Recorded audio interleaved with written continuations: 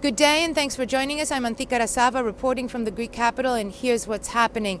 State doctors have voted to continue their rolling strikes for another 10 days, intensifying their dispute with Health Minister Adonis Georgiadis over cost-cutting measures in the field of health. The minister said he would be giving state doctors another 10 days to decide whether they want to join in a special health and social affairs committee that will be finalized these cost-cutting measures that include, of course, layoffs and the redistribution of state medical personnel across the country. Under the so-called mobility scheme, some 25,000 state-paid workers will be pink-slipped through 2014, giving them also the option to be rehired by the state if jobs are available. Protesting doctors want to see this plan go ahead without a single layoff. In fact, they are insisting on some written guarantees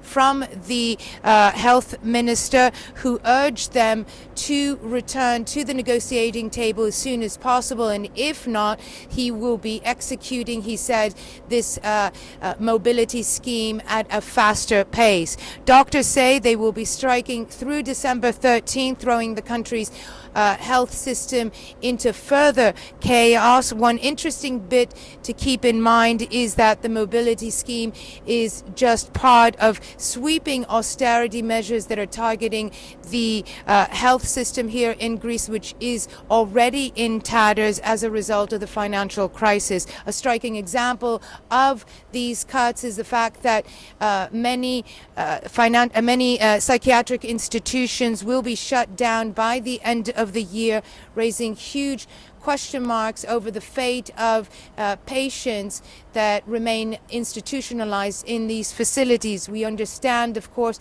that authorities have been sending out letters to the relatives of these patients through November and up to now, advising them to go and clear their relatives from these facilities by December 31st. If they do not, officials warn, these patients will be left alone to roam. That's it from us here today. Join us here again tomorrow.